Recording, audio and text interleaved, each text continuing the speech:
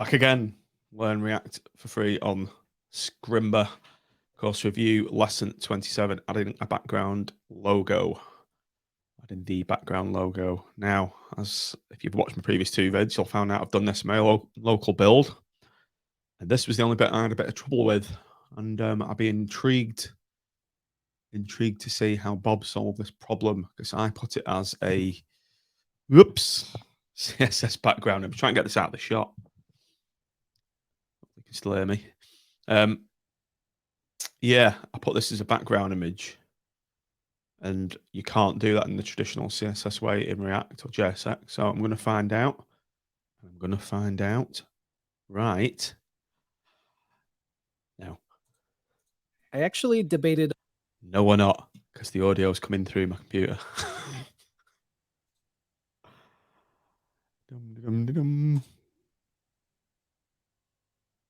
Right, take two.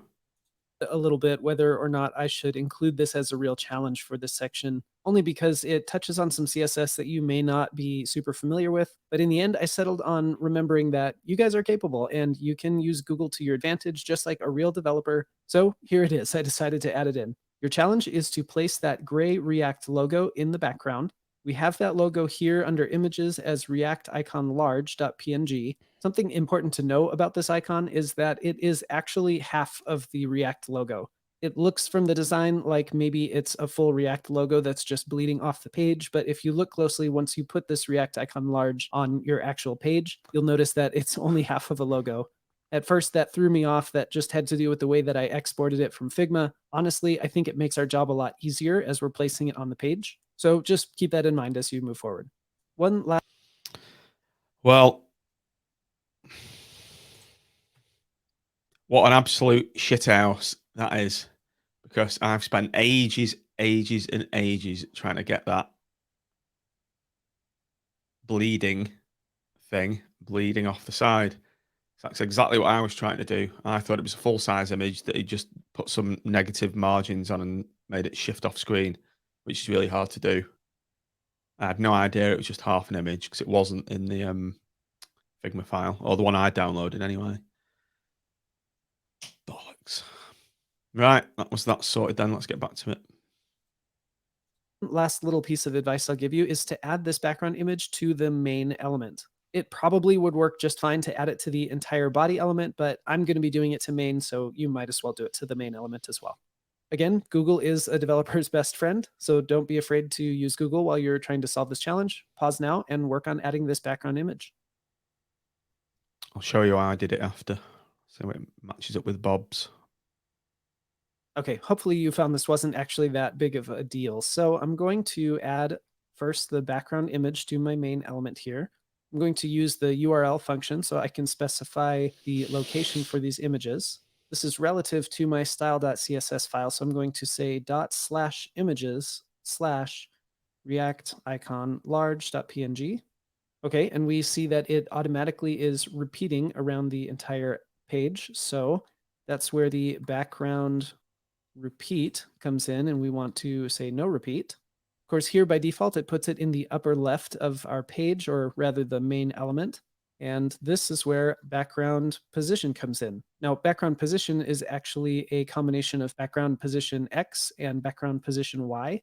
In fact, let's start out there. We can say background position X, that's my position to the left and right. I want to push it all the way to the right. This is where having half of a logo becomes pretty handy for us because it automatically looks like it's bleeding off the side of the page. And then with background position Y, we can specify something like top, which is where it is now, or bottom. Bottom, I think, is a touch too low, although center is maybe a touch too high. I can also use percentages, so we can split the difference and say something like 75%. And now that we've seen these as two separate properties, I actually can just combine these and say background position, which is background position X, and then I'll use a space and then Y of 75%. And that simplifies it a bit. If I really wanted to, I could use the shorthand background property, which would be background, and then I would just copy and paste this one first, space, this one, space, this one. Honestly, I always forget what the background property is short for, so I'm actually going to leave these as three separate properties so that in the future, it's really easy for me to remember what. It's a good shout, that, Bob. I'm the same. Shorthand, you always forget. what each of those pieces means. And awesome. This represents a culmination of everything that we've learned so far about React. Let me go ahead and clean up this challenge. Now, of course, we've been spending a bit of time in CSS land here. And as I've mentioned, I still think that's a really important thing to do. Even though our main focus in this course is to learn React, it's really important to synthesize some of that other information that you have learned in the past so that it doesn't become stale to you and you just forget it. That being said, in the next screencast, let's spend some time looking back at everything that we did learn about React, because that's actually what we're here to learn. And at the same time, we'll take that opportunity to have a quick quiz and to look at a self-assessment project that you can do on your own. So that's what we'll be doing next.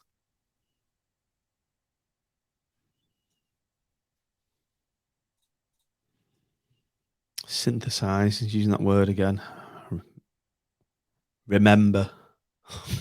It's the word I'd use. I am confused. It's better. Why, oh why, could I not get background images working on CSS on my own build? I am confused. Right, let's just get my solution up again.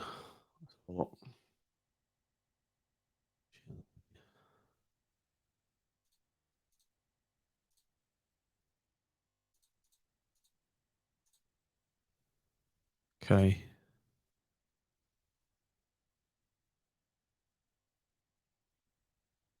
This is what I'm on about. So I got the logo 512.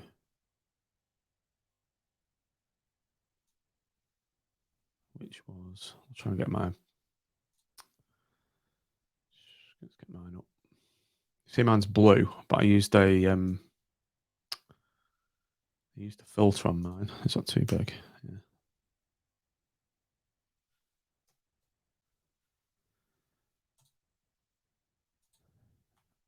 Big as you can read it. Right, can you see that's a full-size image? So I want to know where he got this chopped out image from. And also, right, if you see here, I've inlined it into my wrapper. So let's just get rid of that for now. Save, it should disappear. He says. Right, yeah. So all he did was background image. Oh, well.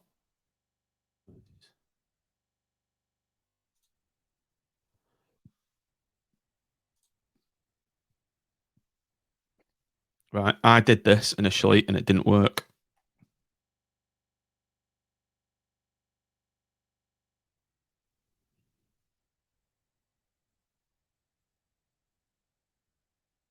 And is it your listing? Need that? Yes. Wait.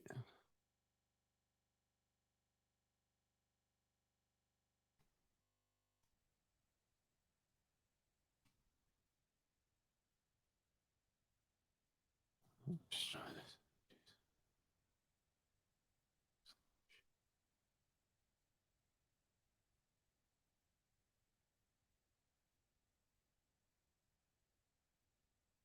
This was the error I got. Module not found, cannot find it. So why is it? Why the hell is it looking in the CSS folder? Let's go back again. Ah. There it is. Me, I am. Anyway, so that's why I effed up. But that's another way to do it. That's another way to you can inline background images using that method. But I want to know where he's got this half image from.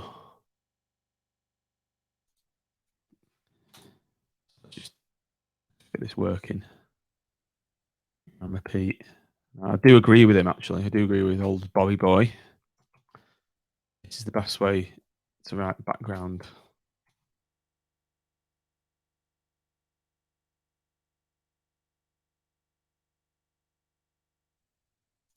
Get out of the way.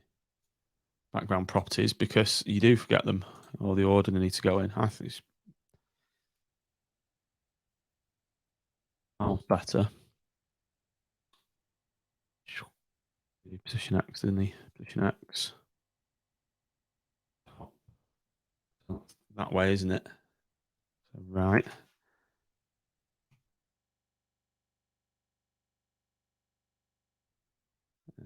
Right, isn't it?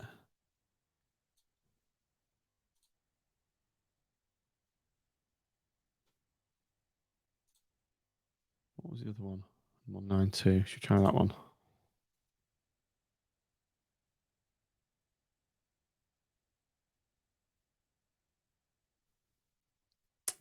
Okay. It's not the split in half image, is it? But sod it. And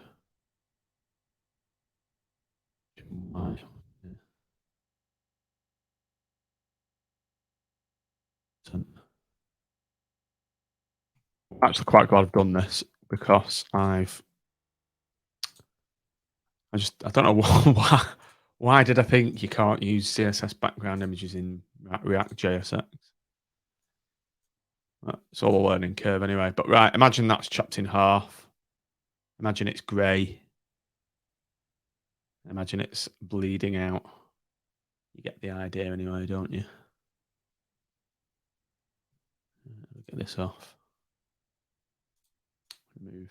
Right, yeah, okay, done. Background, adding background logo, done.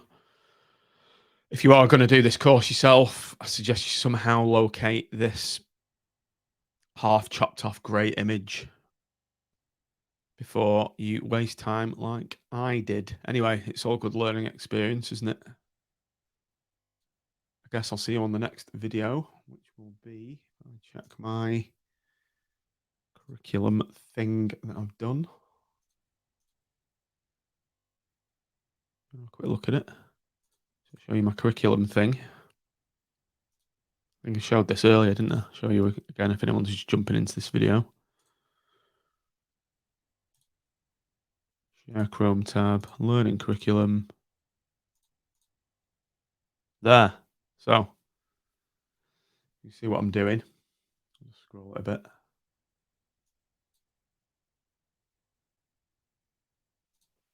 So I'll just unorange them. This is what I'm doing. I'm going through each lesson. I've created a little Google sheet. These are all the lessons in the first section. This is kind of to keep me honest and keep me doing it. As you can see, there was a big gap there when I went on holiday. I take each one off when I've done it. So I've just done the background logo. 3 in a day. Look at that. Click yes. I've done it. Have I videoed it? Yes. Have I got any notes? No.